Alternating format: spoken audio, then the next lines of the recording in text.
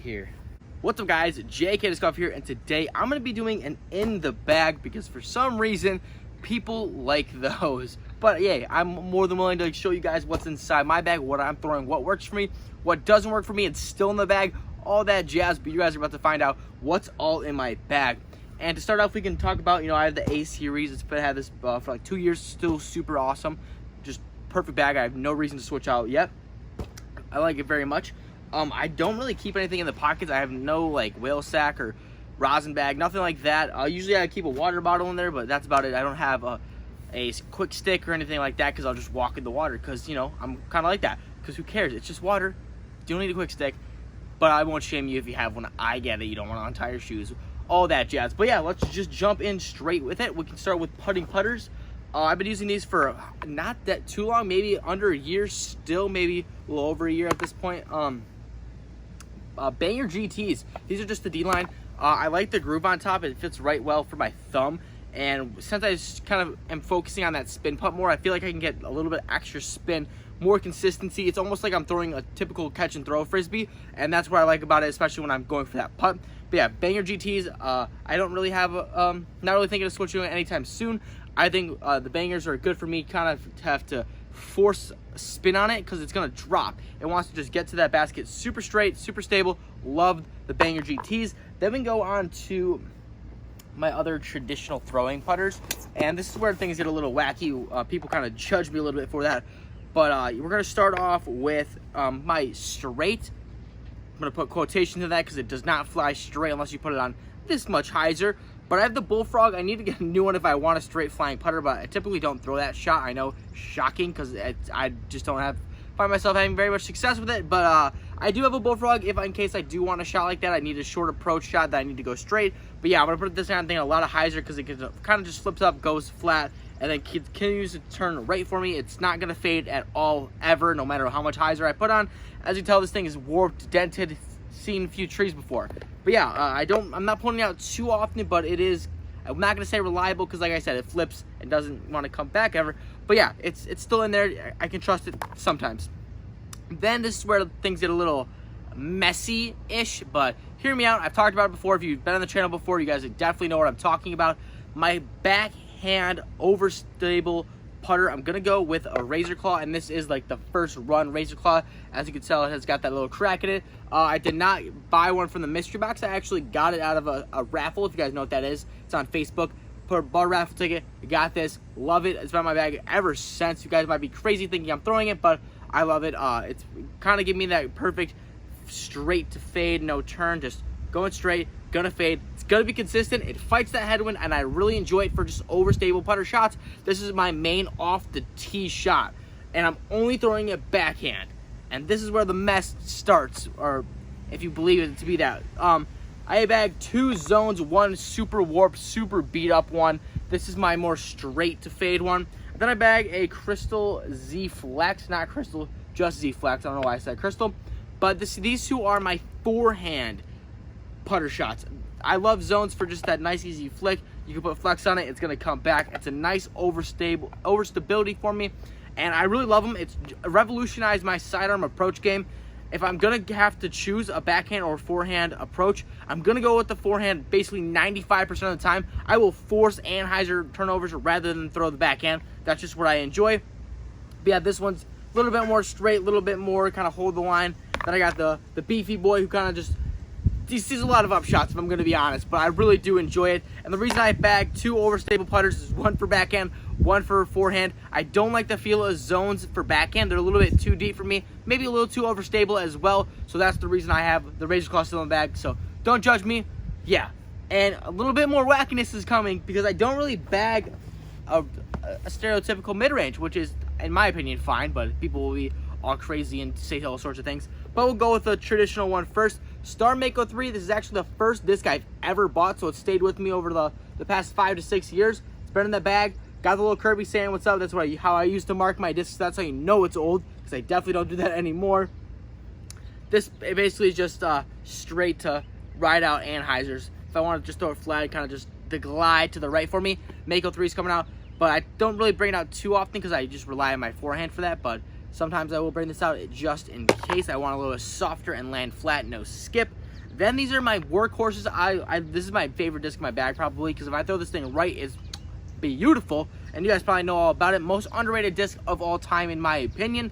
The CAC Z. That's not how you say it, but that's how I'm gonna pronounce it, because you know, Americans. It's just a mid-range driver, but it's a mid-range in my opinion. It doesn't go the full distance, but I can throw 325. I can really crank on it, but I'm throwing this thing flat. It's just gonna ride straight for me. If I throw it a little, not full power, it's gonna give me a little bit fade. And if I kind of give it a little bit ante, it's gonna hold the ante. But it pretty much holds any line I put on. I can put it on hyzer, it's gonna hold the hyzer. Throw it straight and flat, it's gonna go flat. And then anhyzer, it's gonna hold the ante. I love this thing, and I bring this thing out so much just because I can trust it. I don't know. I don't like mid-ranges with that blunt edge to it, and that's exactly what the CAC Z does for me. It eliminates that blunt edge. It feels very nice in my hand, and I can trust this thing so much.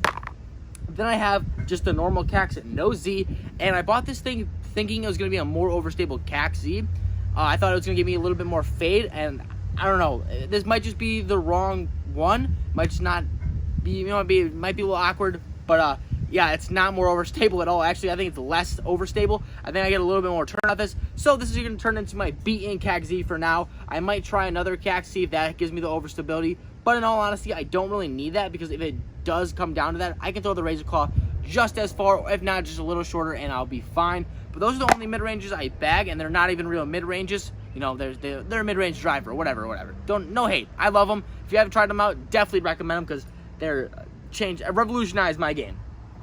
Then we go on to fairway drivers. I only have 2 molds. You guys know this thing has been in my bag for like 3 years now. It's signed by Simon Lazat. Super understable FD. This thing I'm putting on so much hyzer. It's a hyzer flip machine. And not only that, but it's a hyzer flip to just kind of ride out to the right. I'm throwing this thing on narrow fairways. I'm just kind of pounding it through, getting through lines, and I can really trust it. And then I have just a little bit more stable FD if I want the thing to go straight and have no turn to the right. Or maybe if I put on hyzer, it'll flip up and give me a little bit of fade. Love it. But then another disc that I just recently got is a T-Bird 3, and what I use this thing for is kind of super straight to a nice natural fade at the end, and it does it perfect. I love it. Kind of hits the gap and then kind of rides straight to a nice natural fade. The FD, it's gonna give me a little bit of fade, but this thing is gonna give me a consistent finish to the left every single time, and that's what I really like about this. I got in the Halo plastic too, so it's a little bit more stable, which I like it, because it'll beat in and it kind of work its way in my bag. But T-Bird 3, again, another disc that's really elevated my game. Then we can go on to, if you call them fairway drivers or drivers, I don't really care. I call them drivers. We got 2 Firebirds, overstable drivers. Main thing about this is forehands. Kind of just pitch up like 350. I can just throw this thing as hard as I can. I know it's gonna go straight and fade. This is my more beat-in one. I'm trying to beat it in more so it goes a little bit straighter and flatter. I just got a new Saxon Firebird that'll be coming very soon, and that'll probably be my new understable Firebird. It'll just fly a little straighter for a little longer. But yeah, workhorse. I put it on anti-flexes. It's coming back around trees. Love Firebirds. Staple in my bag. Been a staple since the very beginning. Really love it for my forehand shots. Then we go on to Rakes. These things are absolute bomber discs for me. I've kind of been working on them a little bit more, and you guys have seen it's my farthest flying disc. I can push it up to 450 around there right now, and I think I'm gonna get a little bit more distance with them too.